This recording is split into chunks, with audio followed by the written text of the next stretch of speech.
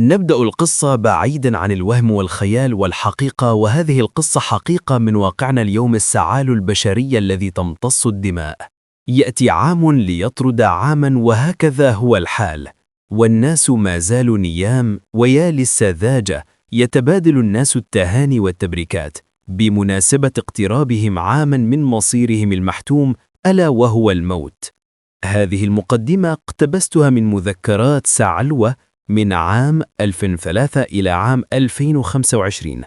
أقولها وبكل فخر، نحن من اخترع السعلوة وجعلناها شخصية مميزة في قصص أطفالنا، ولكن لم نعلم يوما أن السعلوة تتزوج بطريقة شرعية أو غير شرعية لتنتج لنا عدة سعالو. هذه السعال الجديدة تمص وتمصمص دم ولحم أطفالنا. ويا ليت بقى الحال على شخصية السعلوة في القصص الأسطورية، ولن يأتي اليوم الذي نعيش فيه لنشهد أولاد السعال الشرعيين أو غير الشرعيين وهم يقتلون ويمزقون أحفاد أطفال الأمس. هنيئا لأجدادنا أطفال الأمس الذين كانوا يسمعون قصصا عن السعلوة. أما نحن الرجال والنساء أحفادهم نعيش عالم السعال بكل تفاصيله ومجالاته. وتبقى الأمنية التي نود أن تتحقق خلال العام الجديد، ألا وهي الخلاص من السعلوة وأولاد السعال وحرس السعال. هم الشخصون الذين يحاولون تدمير البلدان، نزوح الملايين، وتدمير عشرات الآلاف من المنازل والبنية التحتية الحيوية، وقتل الآلاف. وبعد مرور 10 سنوات لا تزال هناك تحديات، ولكن العراق قطع خطوات كبيرة نحو التعافي الكامل، ولكن يرجعون أولاد السعال يعيدون الفوضى.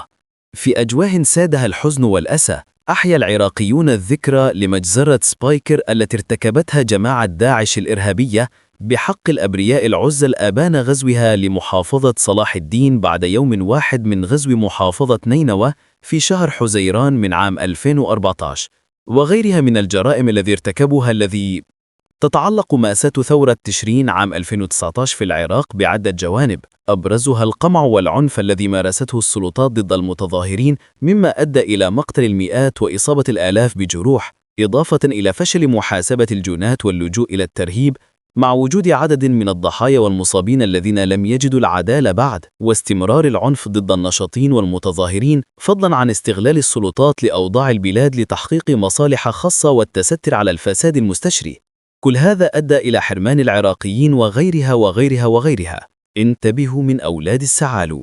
أعتقد أن سعلوات العام الجديد سوف تكون بمواصفات وقياسات وأحجام جديدة تناسب قياسات وأحجام أحفاد أطفال السعال، ولكن يبقى الأمل بأن يأتي الطنطل الذي يخلصنا من أولاد السعال، وهي الانتخابات الجديدة في عام 2026، وتبدأ الطناطل تحكمنا.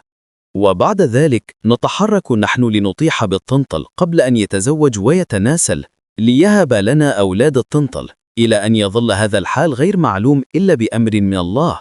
يأتي المخلص الموعود صاحب العصر والزمان، عجل الله فرجه الشريف. وأخيرا وكما يقال وليس أخيرا، إذا نظرنا نظرة شاملة ومعمقة إلى شخصية السعلوة وأولادها، نصل إلى حقيقة مفادها للسعلوة كائن حي متطفل يعيش على دم الأطفال حسب الروايات. أما أولادها فهم لا نفع ولا خير فيهم غير الخراب والدمار والمنظر القبيح، وأينما ذكروا حلت عليهم اللعنة.